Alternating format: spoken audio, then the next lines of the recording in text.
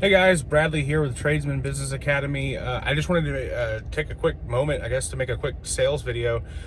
This is something I encounter pretty often, and I'm actually dealing with today. I'm in a pretty competitive market. I'm a pool salesman here in Houston, and I'm probably in one of the top 3 markets in the country for this industry. There are probably more pool companies than there are houses, at least in the city I'm in. I'm a little outside Houston, so I want to kind of talk about what to do when you're bidding against other companies. Obviously, all of us want to get as many deals as possible.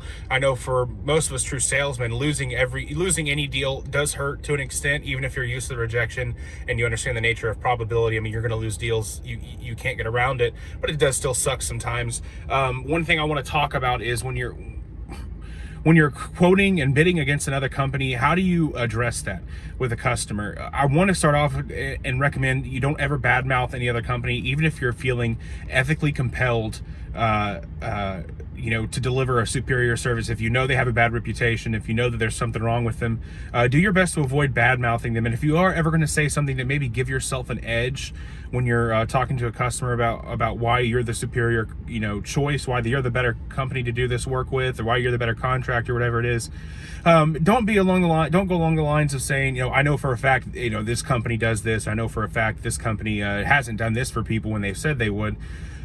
Operate a little bit differently. So some of the language I like to use whenever I'm talking to customers and say, I can't speak for this company or all other companies, but I know that it's pretty common in our industry for some of these other companies to ask for money after the contract signed because maybe they didn't quote something in, and some of these guys operate a little bit lower margins because they want to nickel and dime you, stuff like that. You can avoid, number one, putting anybody else's exact name to shame. You can avoid seeming like you're a scumbag just trying to say whatever you can to get a sale.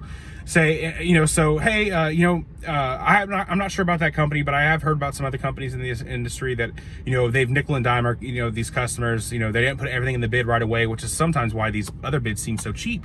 But I'm not saying that's for sure going to happen with them. I can't speak on them. I just do know that my bid definitely includes all of that. So if that's some kind of headache you might be worried about, I want you to know that's something we've already taken care of for you. That is a good way to again reestablish your customer, or your company rather, as the experts, acting like I've run into these issues and I've made sure that that's not something I do. Helps build a little bit of credibility too, and it keeps you from bad-mouthing somebody else and their work. Even if, like I said before, if you feel ethically compelled because they're kind of shoddy or shady, that's a good way to get around it. I know this seems kind of common sense for some of you guys, and hopefully you're not in a position where you have to bid against somebody who does bad work, because that can be quite uncomfortable. But as far as this and other sales tactics and tips go, Tradesman Business Academy offers a lot of this stuff for you guys, for both those of you who are looking to start a business and those of you who have already started a business. We can help you grow and pretty much find a way to succeed regardless of what the current economy looks like. If you're interested in checking something like that out, if you look in our video description below, you can click the link to book an assessment call with us. It's a quick introduction. You'll talk to me or my partner, the co-founder Calvin.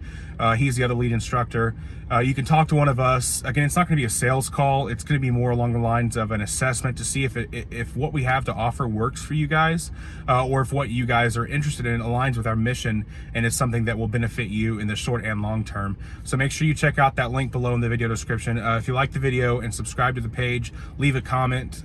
We'd appreciate that. And then go over on Facebook, check us out there. We have a Facebook page there. Like our page, and you can find some of our other offers. We do have some other services available for you guys, and those include Facebook groups where we do live trainings and answer questions in real time. So that really is a great benefit to a lot of you guys.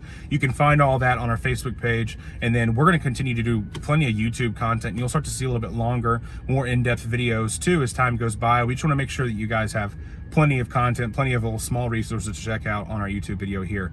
So again, like the video, comment on the video if you can, and then subscribe to the channel. We'll see you guys in future videos.